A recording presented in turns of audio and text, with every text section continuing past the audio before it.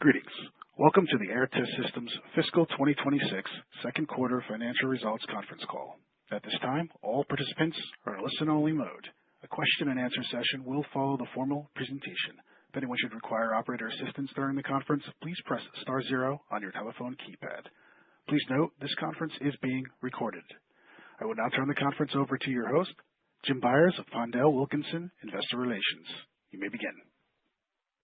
Thank you, operator. Good afternoon and welcome to Aehr Test Systems Second Quarter Fiscal 2026 Financial Results Conference Call.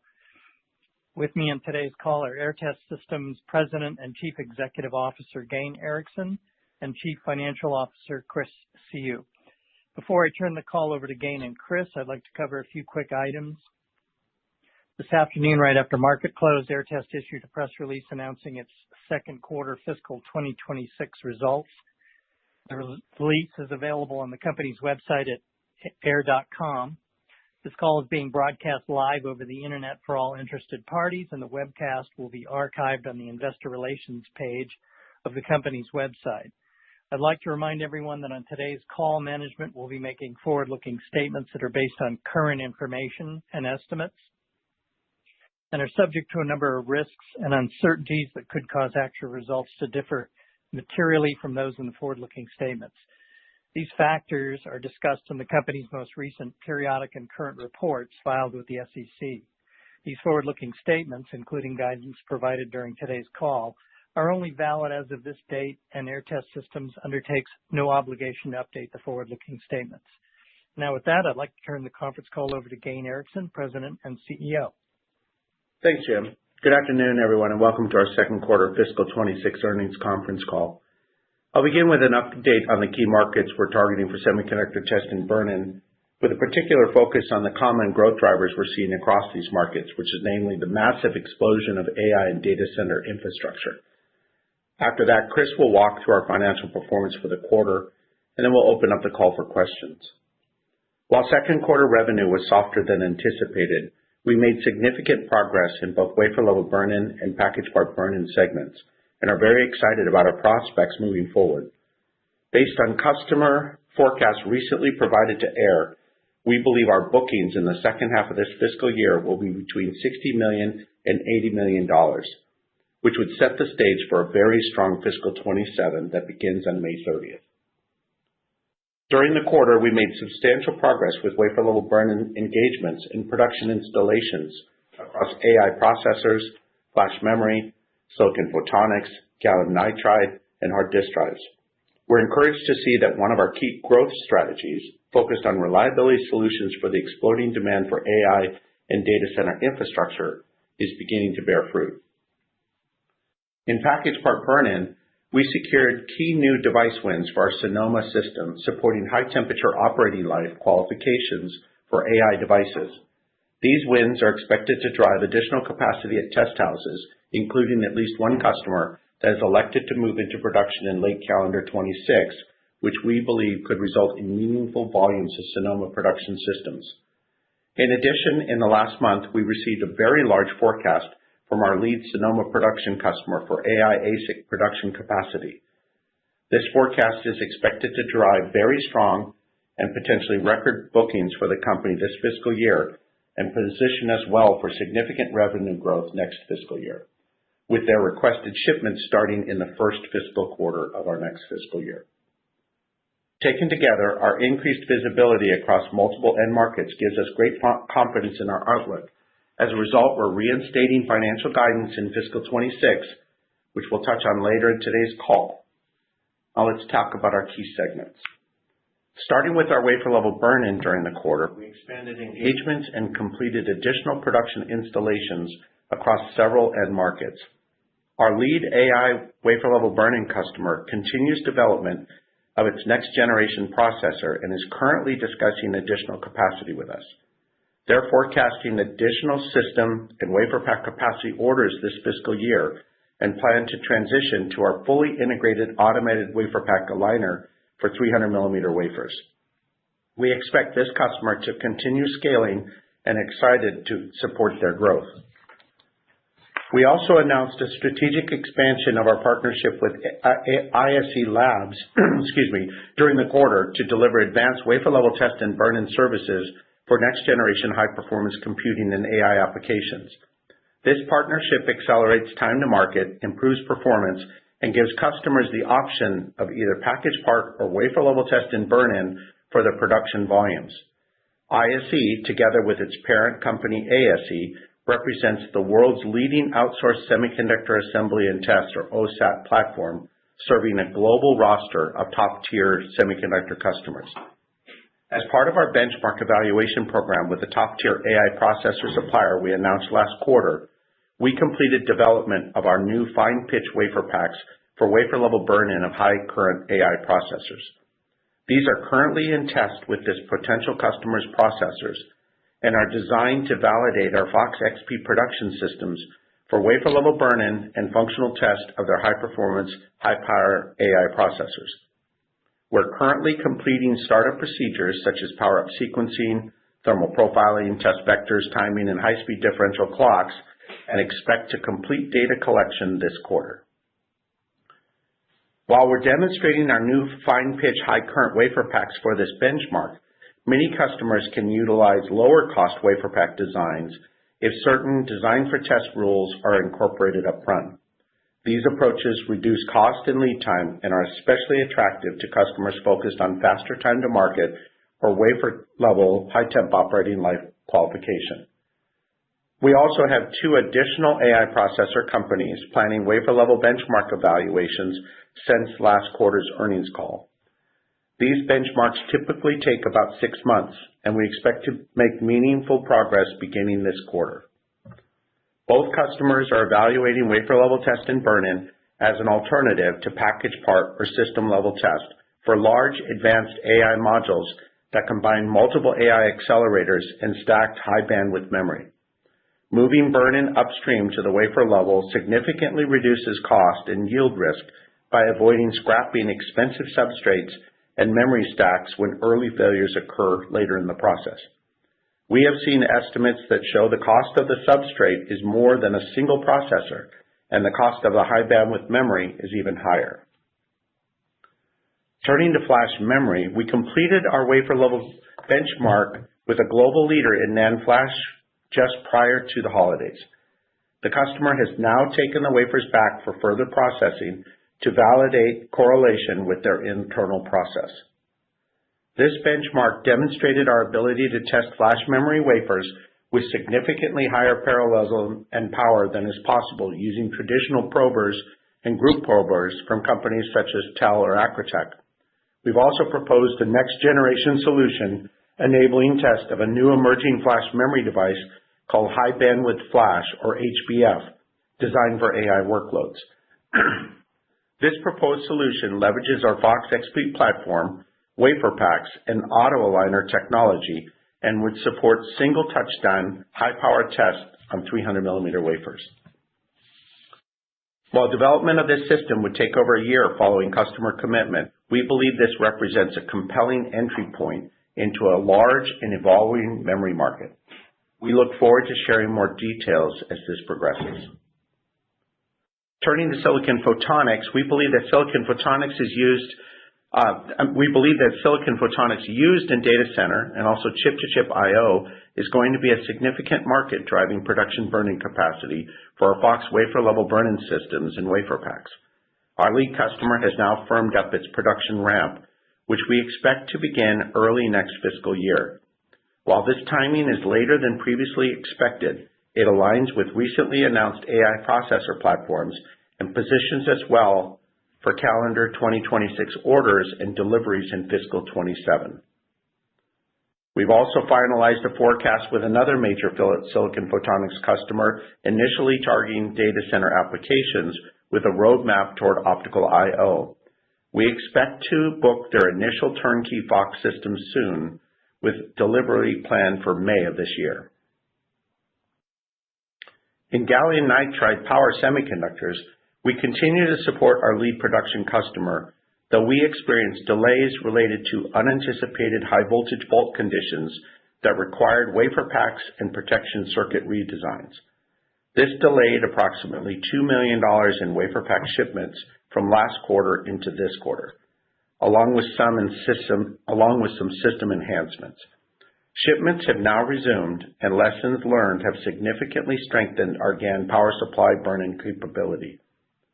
If anyone tells you that testing and burning in full wafers of GaN power semiconductors with up to 600 volts or more is easy, don't listen to them.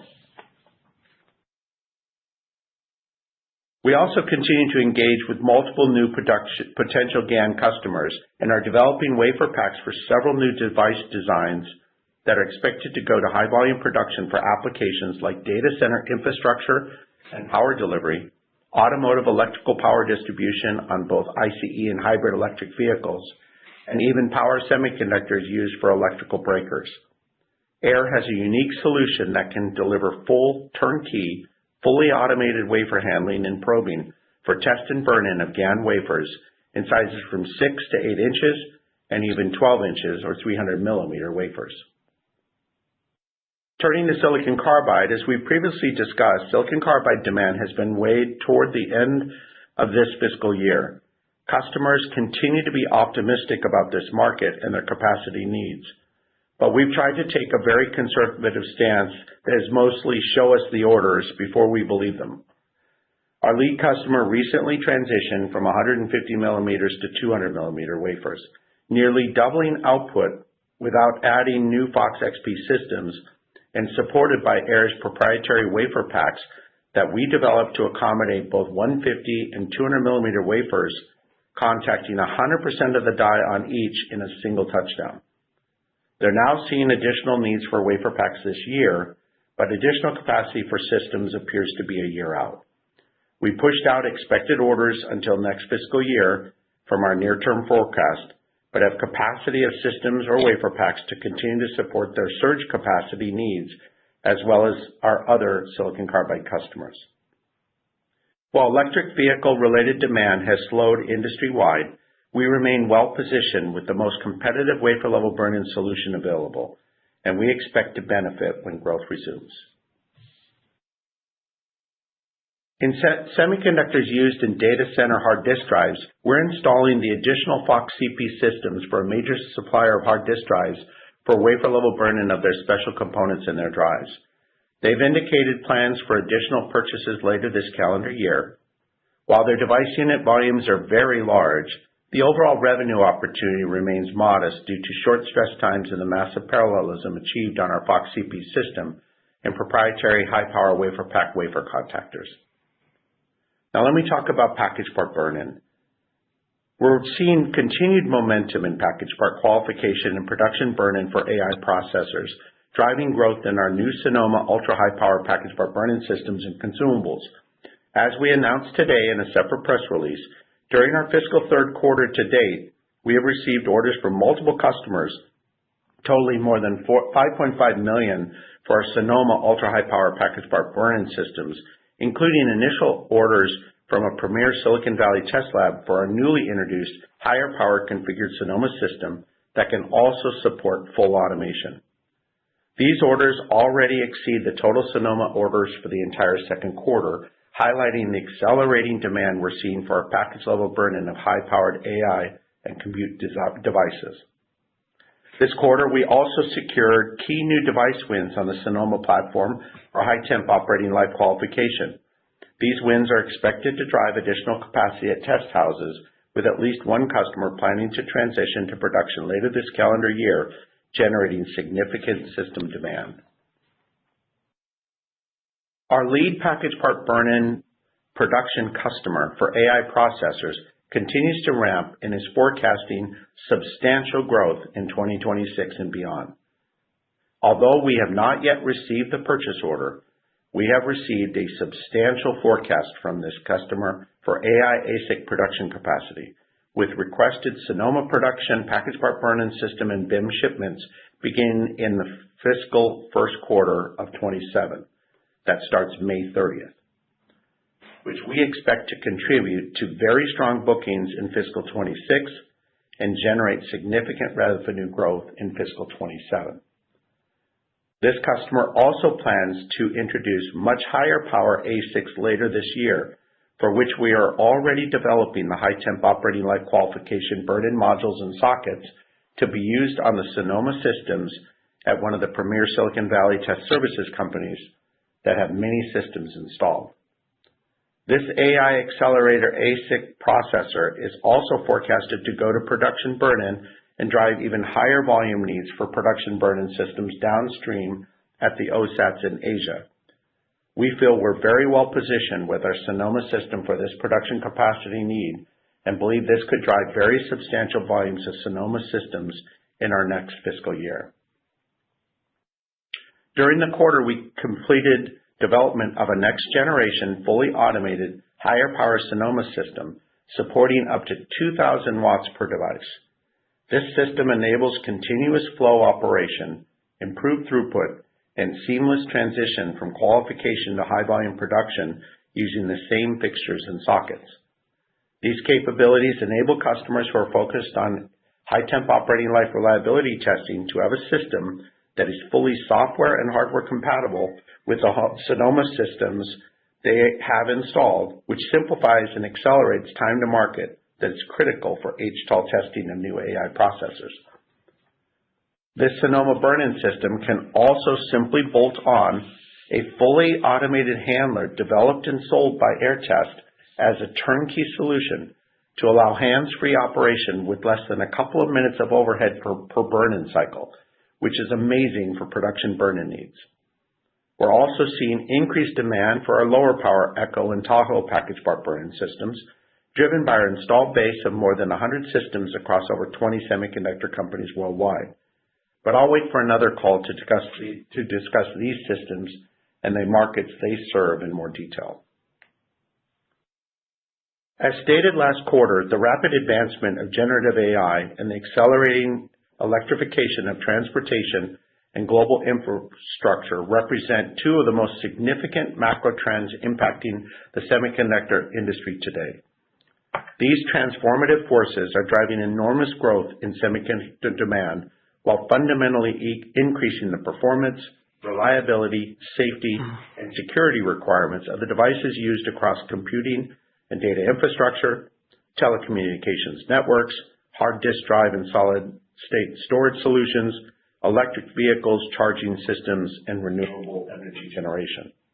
As these applications operate at ever higher power levels and in increasingly mission-critical environments, the need for comprehensive test and burn-in has become more essential than ever. Semiconductor manufacturers are turning to advanced wafer-level and package-level burn-in systems to screen for early life failures, validate long-term reliability, and ensure consistent performance under extreme electrical and thermal stress conditions. This growing emphasis on reliability testing reflects a fundamental shift in the industry, from simply achieving functionality to guaranteeing dependable operation throughout a product's lifetime, a requirement that continues to expand alongside the scale and complexity of next-generation semiconductor devices. This year, we're making significant progress expanding into additional key markets for our semiconductor test and burn-in solutions, including AI processors, gallium nitride power semiconductors, data storage devices, silicon photonics, integrated circuits, and flash memory. This diversification of our markets and customers is significant given our revenue concentration in silicon carbide for electric vehicles the last 2 years. This progress and key initiatives expands our total addressable market, diversifies our customer base, and provides us with new products, capabilities, and capacity, all aimed at driving revenue growth and increasing profitability. The progress we made this quarter with a significant number of customer engagements and production installations provides improved visibility into future demand. As a result, we're reinstating guidance for the second half of fiscal 26. For the second half of fiscal 26, which began November 29th, 25, and ends this May 29th of 26, Aehr expects revenue between $25 million and $30 million. As stated earlier, although we're not providing formal bookings guidance, based on customer forecasts recently provided to Aehr, we believe our bookings in the second half of this fiscal year will be much higher than revenue, between $60 million and $80 million in bookings, which would set the stage for a very strong fiscal 27 that begins on May 30th of 2026. With that, let me turn it over to Chris, and then we'll open up the lines for questions. Thank you, Gain, and good afternoon, everyone. I'll begin with bookings and backlog, then walk through our second quarter financial performance, cash position outlook, and investor activity. The company recognized bookings of $6.2 million in the second quarter of fiscal 2026, compared to $11.4 million in the first quarter. At the end of the quarter, our backlog was $11.8 million. Importantly, during the first 6 weeks of the third quarter, we received an additional $6.5 million in bookings. This increase was driven primarily by an order from a premier Silicon Valley test lab for our newly introduced high-power configured Sonoma system, which we announced this afternoon. Including this recent bookings, our effective backlog has now grown to $18.3 million, providing increased visibility as we move through the remainder of fiscal 2026. Turning to our second quarter results, revenue was $9.9 million, down 27% from $13.5 million in prior year period. The decline was primarily driven by lower shipments of WaferPaks, partially offset by stronger demand for our Sonoma systems from our hyperscaler customer. Contactor revenues, which include WaferPaks for our wafer-level burn-in business and BIMs and BIPs for our package part burn-in business, total $3.4 million, representing 35% of total revenue.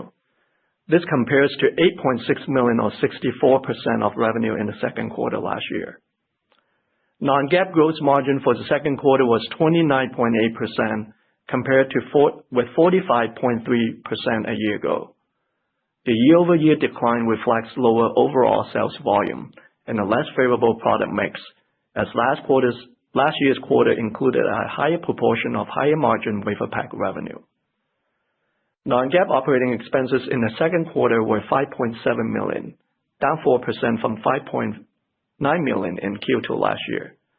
The decrease was primarily due to lower personnel-related expenses, which were partially offset by high research and development costs, including higher project spending, as we continue to invest resources in AI benchmark initiatives and memory-related programs. As previously announced, we successfully closed the InCal facility on May 30th, 2025, and completed the consolidation of personnel and manufacturing into Aehr's Fremont facility at the end of fiscal 2025. During the quarter, we negotiated an early lease termination with the landlord, reducing our obligation by 5 months of rent. As a result, we recorded a reversal of $213,000 related to a previously accrued one-time restructuring charge. During the quarter, we recorded an income tax benefit of $1.2 million, resulting in an effective tax rate of 27.3%. Non-GAAP net loss for the quarter, which excludes the impact of stock-based compensation, acquisition-related adjustments, and restructuring charges, was $1.3 million, or -$0.04 per diluted share, compared to net income of $0.7 million, or $0.02 per diluted share in the second quarter of fiscal 2025. Turning to cash flow, we used $1.2 million in operating cash during the second quarter. We ended the quarter with $31 million in cash equivalents, and restricted cash, up from $24.7 million at the end of Q1. The increase was primarily due to proceeds from our at-the-market equity program.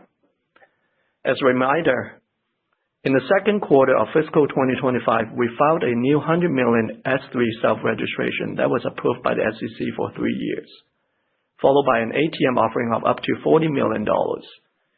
During the second quarter of fiscal 2026, we raised $10 million in gross proceeds through the sale of about 384,000 shares. At quarter end, $30 million remained available under the ATM. We intend to utilize the ATM selectively with a disciplined approach focused on market conditions and shareholder value. Looking ahead to the second half of fiscal 2026, which began on November 29th, 2025, and ends on May 29th, 2026, we expect total revenue between $25 million to $30 million, and non-GAAP net loss per diluted share between -$0.09 and -$0.05 for the 6-month period. On the investor relations front, Last month, on December 17, 2025, Lake Street Capital initiated analyst research coverage on Aehr Test, along with equity research firm Freedom Broker, which initiated coverage last June. There are now a total of 4 research firms covering the company. Lastly, look at the investor relations calendar.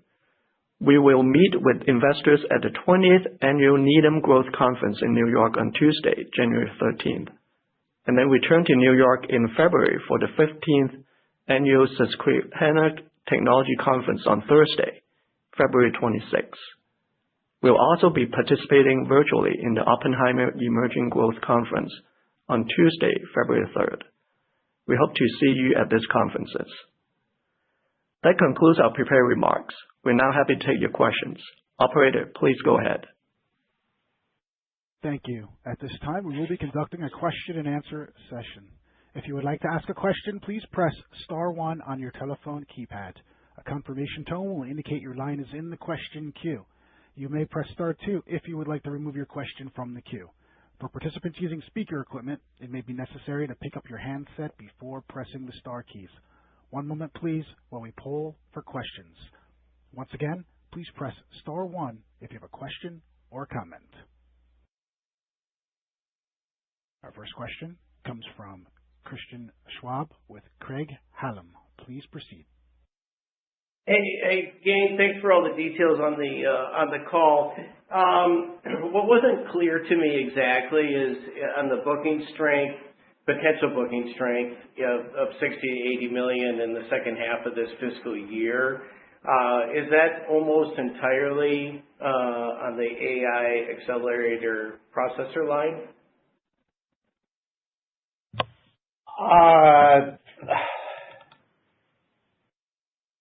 There's some silicon carbide, not much, like not very much at all. There is some silicon photonics for sure, but the bulk of it is across wafer level and package part burn-in for AI processors. Yes. Okay, perfect. And then, given that such a material bookings from the AI processor market, can you give us any indication or idea? I know we've talked about the opportunity in that marketplace being bigger than silicon carbide, but let's narrow it down to kind of a multi-year time frame, kind of including 27 and 28. Do you see that business after initial orders expanding meaningfully from there? We do. And we've been taking a pretty conservative stance on how large, particularly AI and the wafer level side of it is. And conservative may not be fair. Candidly, we're still trying to get our arms around how big it is. What we get is visibility of a specific, GPU or CPU or, network processor or an ASIC. And then, we hear these things from the customer, and then we look externally and what are they telling the street and try and correlate through those lookups. And I'd say pretty consistently we hear bigger numbers from the customer than the street. Not sure what that all means. Okay. And then as they give us test time estimates of what the burn-in conditions are, we can start to put some numbers around it. But, a single processor, so for some of these big guys at wafer level burn-in is, 20, 30 systems or so. And these are $4 or $5 million machines. So you get a feel for the size of what that looks like. And, the estimates of, today, if you were to look at AI spend in test between test and burn-in, is it $8, $10 billion to maybe $15 billion or so? I mean, it's a really large number. So we don't want to get ahead of ourselves here, but, when customers ask you things like, how many can you make? You hit, right? can the AI business be measured in hundreds of millions of dollars for Aehr Test, a few years out? Yes, for sure. Now, what's interesting is that we're in this, I think it's an awesome position to be in, because the Sonoma system, is a highly preferred system for HTOL, the high temp operating life reliability testing for these AI processors. It has the largest installed base in all the test houses around the world. We're getting people that approach us because we are like, I don't want to say we're the de facto standard, that's probably bold, but we have more capacity than everybody else, and therefore they are saying you're kind of the go-to guy. I like those words. And so, and we can build lots of them. So customers are using that, and we get a front row seat to actually bring them up. Then we say, oh, by the way, if you want, you can take this machine, add production handling to it, and do production on it. In the meantime, if you come to our facility and you do a tour and you can see that production test cell for the Sonoma automation, we, of course, will walk you by a Fox wafer level burn-in test cell and mention, oh, by the way, that happens to be doing a benchmark on a 300 millimeter wafer. We can't tell you who it is. And so they're like, well, whoa, what is that? So we're in a position to be able to talk about both of them. And the ASPs are actually higher on the wafer level side of things. But the value proposition way outweighs that because of the yield advantage of doing it at wafer level. The yield savings dwarfs any of the cost to test the wafer level burn-in. So as we get our arms around the market data that would be out there would be package part, because no one's doing wafer level except for us. And so we're creating our own models related to, okay, for that unit capacity, if you went to wafer level burn-in, what would that look like? Kind of similar to what we had to go through in the original silicon carbide side of things, if the whole market. And we're not sitting here, if everybody included NVIDIA and Google and Microsoft and Tesla and these guys all went with us, how big is that market? We haven't even tried to put our arms around that yet, but it's substantial. Great. And then I guess one last question, if I may, and follow up on your comment about capacity. How many systems do you think you're capable of manufacturing in a year for wafer level? We have talked to customers about capacities exceeding 20 systems a month at either package or wafer level. If we had to, we could ship 20 systems a month of each during this calendar year. Now, that's bigger than our forecast by a lot. But you know what? When people are saying, could you do something like this and intercept something, it's like if they gave you an order for, 50 or 100 Sonomas, like how long is it going to take you to build them? Make sense? Makes perfect sense. No other questions. Thanks, gang. You're welcome. The next question comes from Jed Dorsheimer with William Blair. Please proceed. Hey, Jed. Oh, Jed. We got you on mute, Jed. Oh, okay. I was that guy. So anyways, you got me. There you go. Yep. All right. So thanks for taking my question. I guess maybe just to start on the wafer level, I think your prior comments around the timing of the benchmark, it seems like that's taken a little bit longer. And I'm just wondering, is that a function of, is it because it's new and what you're seeing is from the customer is that they're changing parameters that's extending that out? Because I think you had maybe talked about, by February timeframe, and we're almost, we're. Do you want me to throw my customer under the bus? Is that what you're trying to tell me? But no. No. Let me answer that. No, I got it. No, it's totally fair. Okay. What I do in all of these things is try and describe exactly what we feel, what we knew at the time.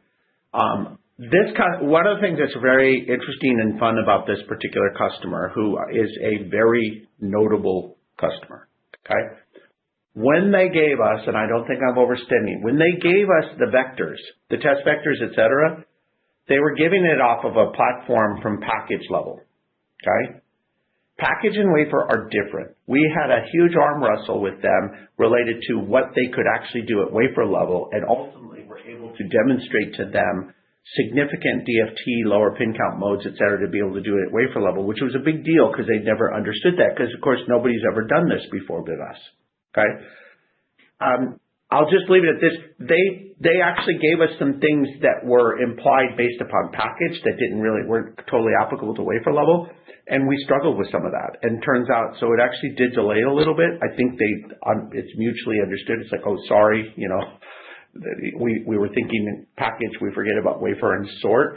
And that's a growing thing. We've seen this with other customers. On the very first time you're doing wafer level burn-in, you just don't think about it from the challenges or the differences at what happens when you're talking about a device that shares common substrates or, from a probing environment.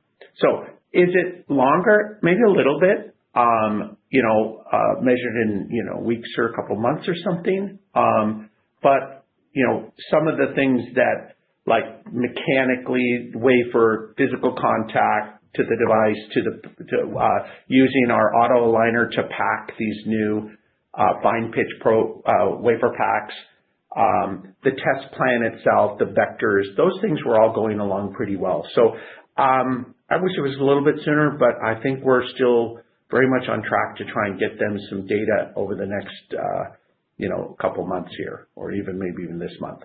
So now the question, of course, parlays into what do they do with it? What's the timing? Do you understand what device they want to cut in? We do. We're not going to share that with you guys. Are we going to make it? We believe we're still, there's lots of reasons to actually want to cut in wafer level burn-in, and the sooner the better.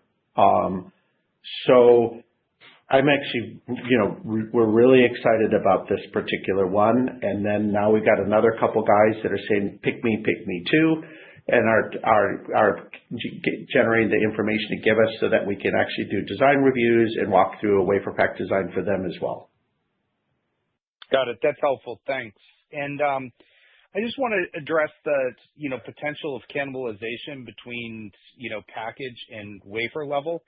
And if I read through your comments, it seems like the AI processor is what's moving along with this customer on the wafer level.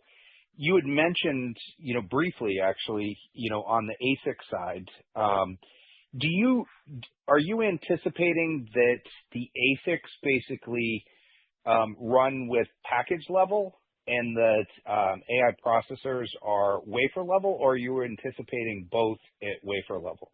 Thanks. Yeah. Okay.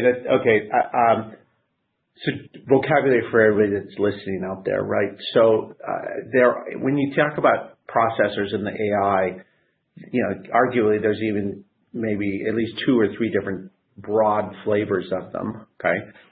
You're going to have the actual GPU, if it's an NVIDIA, or ASIC when you talk about everybody else's. In reality, the GPU is kind of an ASIC at NVIDIA too. Jensen said that at one point. These are AI accelerator platforms, okay? And then and they can be used for a lot of language models or for inference type things. There's also processors that like CPUs, like Intel or Grace or Vera type CPUs, and others that are making them, that are also going through a burn-in process. And then you could argue there's even network processors and things like that. But generally, when we talk about AI processors, we're generally in the CPU and GPU type or ASIC type that are combined together in these AI processor, clusters. And things like you hear a GB200 is Grace, CPU, and 2 Blackwell AI accelerators in one package, if you will, or in one cluster.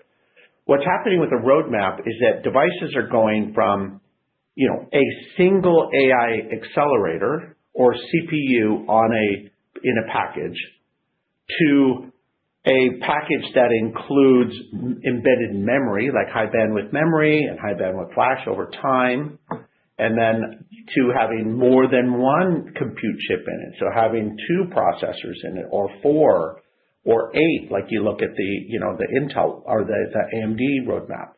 Everyone has a roadmap to 2 or 4 more AI processors on a single substrate. What's happening is that there is the qualification of those are all done today in a full package. The whole device in a big substrate is done, and it can take months to even go through to get the packaging to qual that. So there are people that would like to be able to qual the processor inside when it's still in wafer form. Okay. From a production perspective, the value proposition is you're burning in these devices, and when they fail, you take out the other compute chip and all the memory plus the CoWoS substrate, which costs more than the silicon of the compute chip itself. So the roadmap is getting more intense. So there's people that are like, oh, I want to evaluate this for this device. This would make sense. But boy, that next one makes twice as much sense, and the one next to that is 4 times as much sense because of this evolution. So, a lot of times we discuss, okay, is there a window? Like, what happens if you just miss this one device? It doesn't feel like that. It's a treadmill of you can always step on. And the customers are like, okay, how do I cut you in? I've said publicly that our large package part production customer, we've talked about it as an ASIC hyperscaler. They're actually on Sonoma production. We're qualifying their next device that's going to go to production, we believe, and hope it'll go on Sonoma as well. Okay. The third one, they're giving us design files of, so we can make sure that Sonoma is ready for that. But they've also said, you know what, by then maybe we'll want to consider Fox wafer level burn-in. And the interesting thing is, it's like, well, what will you do with all the package systems from us? Who cares? It's like, what? Because if I could move it to wafer level, I don't need to do it in package anymore. Now, will it cut over just like that? We'll see. I think the world's going to be both for a long time, and we're in a great position to do both. But, is there cannibalization? For sure. We had a customer come in who wanted to talk about what we thought was package part burn-in. Alberto, our VP over the package part business, and I met with them. And 15 minutes into the meeting, he goes, I'd like to talk about wafer level. And Alberto looked over at me, and I'm like, okay, new slides. It's like, so at least we got both. And, we're in a great position. And actually, I would say it's all 3. We do the high temp operating life today only at package, over time at wafer level. And we do production burn in either package or wafer level. So a great front row seat. Ian, that's helpful. I'll jump back in the queue. Thanks. Okay. Thanks, Jed. Our next question comes from Max Michaelis with Lake Street Capital. Please proceed. Hey, Max. Hey, guys. Thanks for taking my question. First one for me, just around the bookings guide. I know you previously shared that it's majority of around AI, but just given the distinction between the low end and the high end, if we just take the midpoint around $70 million, I mean, to get to that $80 million, is that all basically around AI, or does that suggest any improvement around silicon carbide or GaN? It's the least in that number is silicon carbide, okay, and then GaN's pretty close. Hard disk drive's a little bigger. Then silicon photonics is a chunk.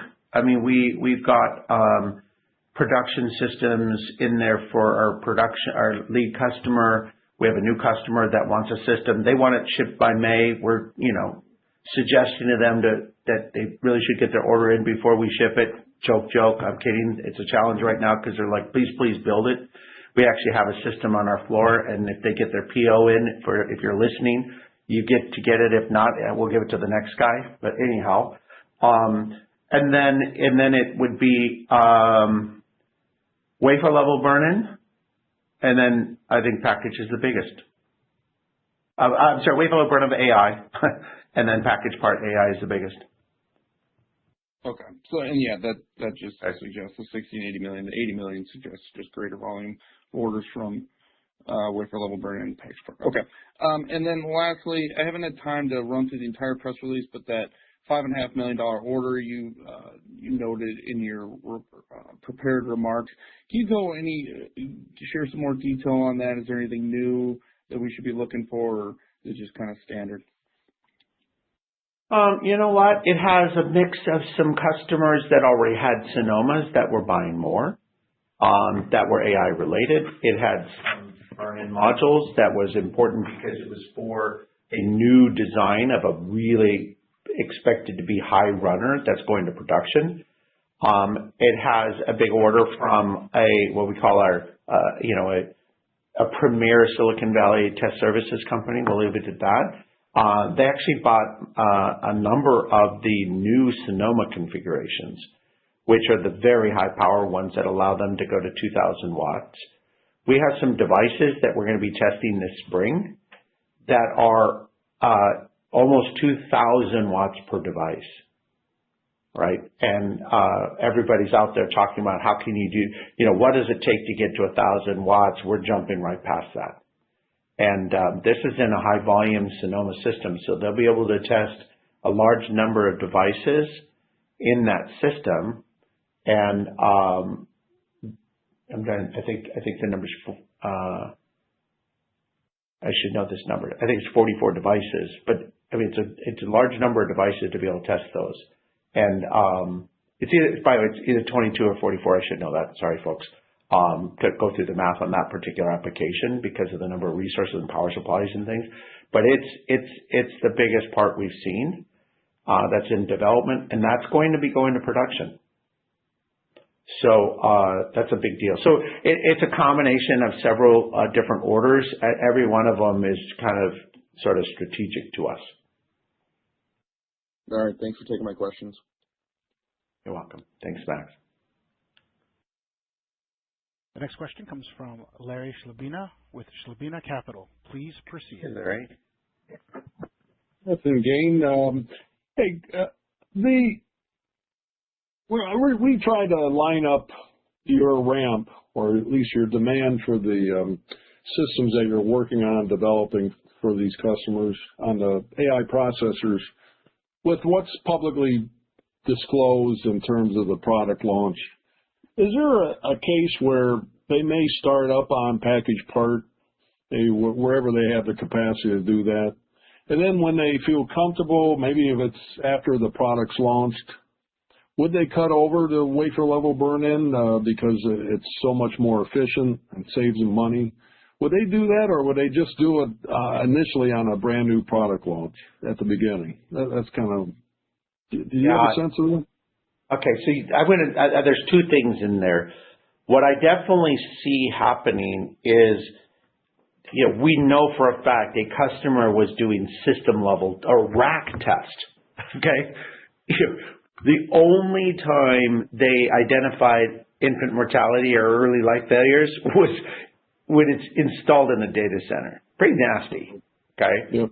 That's test or not or burn-in. So they said, we'll run it for 2 weeks, and if it hasn't died, we'll accept it, kind of thing. And then they'll actually plug it into the network. Pretty expensive way of doing it. Then there are companies like AEM and Advantest and Teradyne that have talked about system-level test machines, which is a type of ATE machine that is designed to be doing a high-speed insertion and boot up like the operating system. It's a great way to do a very high degree of test coverage for a specific application. People were saying, we're going to do burn-in with that. Well, that doesn't really, those systems are designed for high speed. They're designed to be at the user mode. They're designed to run cold. They're not really designed for burn-in, and they're quite expensive and large. But the market was pulling on that because it's sure better than doing it in a rack. And there wasn't another system available in what, a lot of people refer to us as ovens, which is a large scale system that you put lots of burn-in modules or trays with lots of devices and test all at once. Those were like from KYC or something, maybe 600 watts and below or something. And there really wasn't a tool out there for that. This is where Sonoma was pulled up because we were doing Intel was using it for the high temp operating life, but it's like, well, wait a minute, can I use that in production? Can you add automation? Can you do these things, support, and can you, quadruple or, 50x your capacity? So that's where Sonoma is coming in. When Sonoma enters that market, doing system level test or rack test makes no sense whatsoever. So it's highly competitive as that. Now, having said that, wafer level burn-in is even better. But a lot of people may say, well, I need to think through that. Where do I put that insertion? I might need to implement some design for test modes to be able to implement it, at least to take advantage of the very low cost, full wafer contactors from Aehr Test and things like that. So I think it's an evolution, but I think, the conversation we have with customers is there's like, I need package part burn-in. Let's talk about that. But boy, wafer level burn-in would be better. How do we engage on that? And then specifically on a per customer basis, I don't want to get too carried away with our strategy, but if you have an installed base of something, package part burn-in systems or system, I could go in and displace you with maybe Sonoma, but it's probably better for me to go displace you with wafer level burn-in because it's not even a price thing in that sense. It's yield. It's, or capacity. So it depends on the customer, and we have some customers that have some devices that want to think about wafer level, some they want to think about package, some they want to think about package, and then eventually the wafer level over time. I hope that wasn't that. As I look back, that was pretty confusing. But it's an evolution of it, and guess what we do? The customer's always right. You tell me what you want, and we're in. Well, if all these evaluations they have going on with wafer level burn-in, if it takes longer and the product ends up getting launched, would they still cut over to some portion of the production on wafer level burn-in once it's proven out for the particular product or the predicted? Would they do that midstream?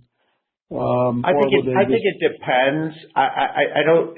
It's not a slam dunk. I mean, I think traditionally people will start a product and do the release of that one product on one test platform or something, and then you cut in on the next one.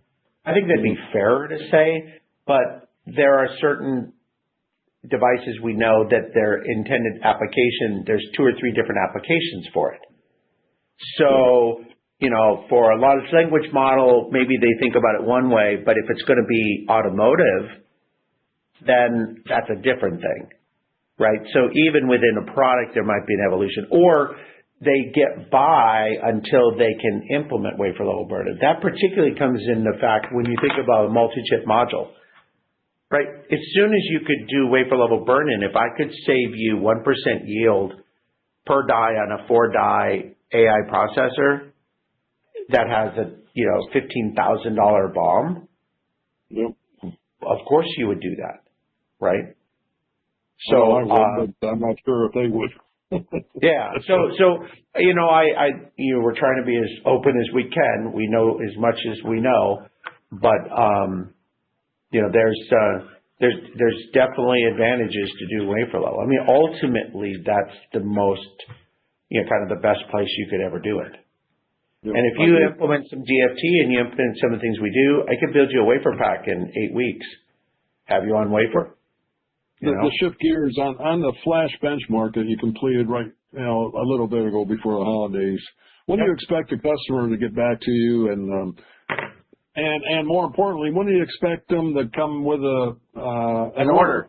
I was waiting for somebody. Yeah, that's where my head's at too. My guess is, Larry, the next couple months or so for them really to get back, depending on how the wafer's going back to test, which is tested at wafer. I don't think they're going to package it up and go through some stress qualification.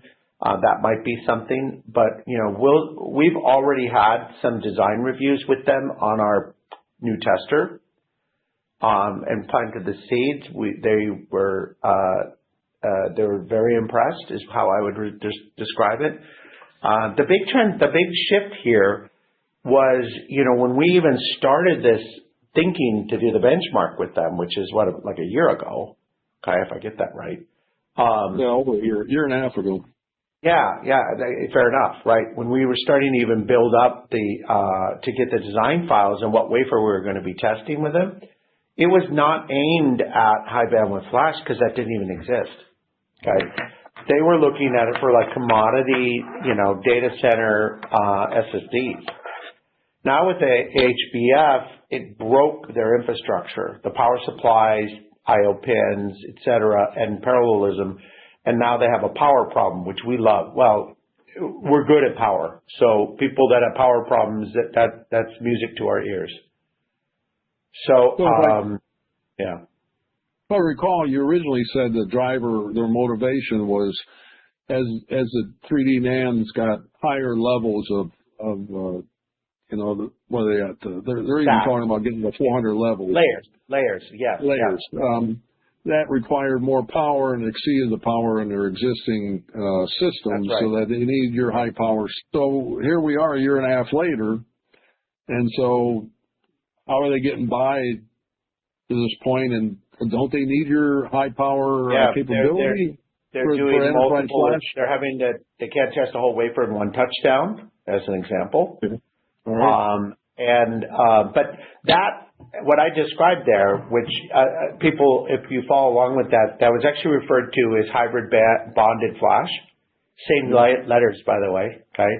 Hybrid bonded flash was a novel idea that the base substrate layer was logic done on a logic process, and then you build up just the stacked memory, and you do that in a memory process, and then you bond them together. The result of it is that memory stack is a taller building with a smaller footprint, so you get more die per wafer. That's good, right? But the power was much higher.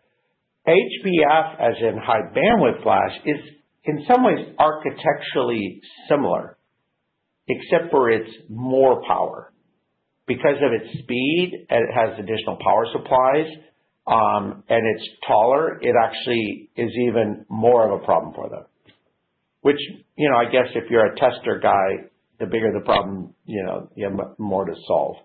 But we had to go back and redesign the tester because we were originally aiming it at the other device.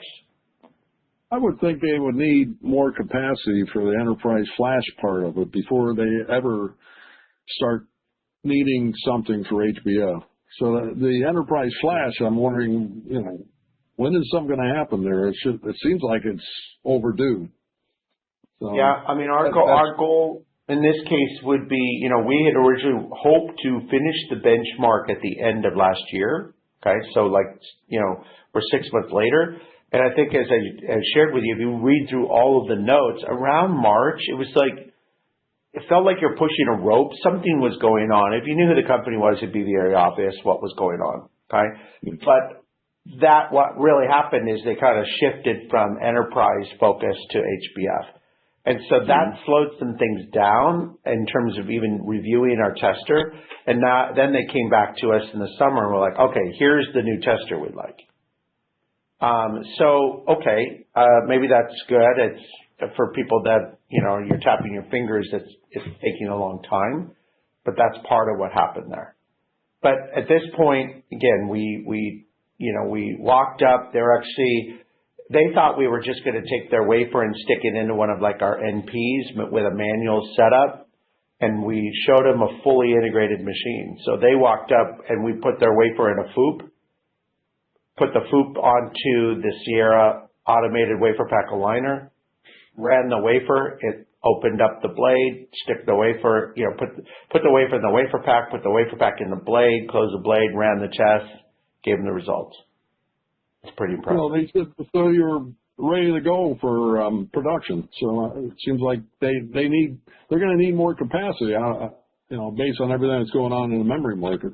Exactly. And right now they're all flush with margins. How's that? Right? Yeah. So I agree. You know what? We've been, Larry, you as people that follow Larry is our greatest cheerleader along with me in memory strategy for us. We are spending money. Okay. It is part of, as Chris alludes to, we could be doing better. Well, at these revenue levels, we're not happy with these revenue levels, right? We're not making money at these levels. but we would be making more money.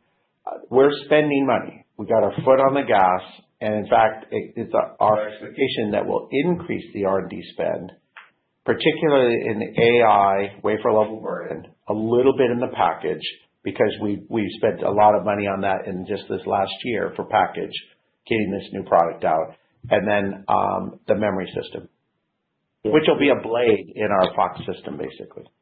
It should be, it should pay off. That's hopefully sooner rather than later. I vote yes too. As a shareholder, I think it's good money to be spent. Yep. That's all I had. Thanks, Dane. Thank you, Larry. Again, if there are any remaining questions, please indicate so by pressing star 1 on your touch-tone phone.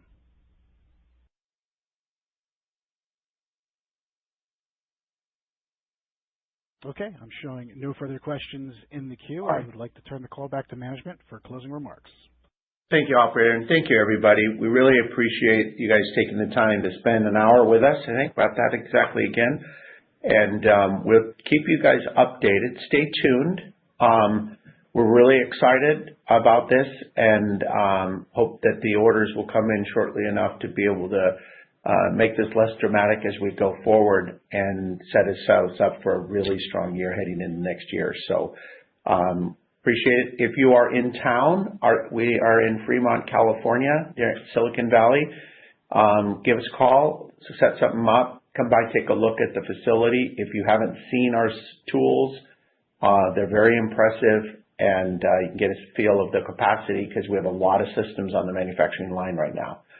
So take care, and Happy New Year to everyone. This concludes today's conference, and you may disconnect your lines at this time. Thank you for your participation.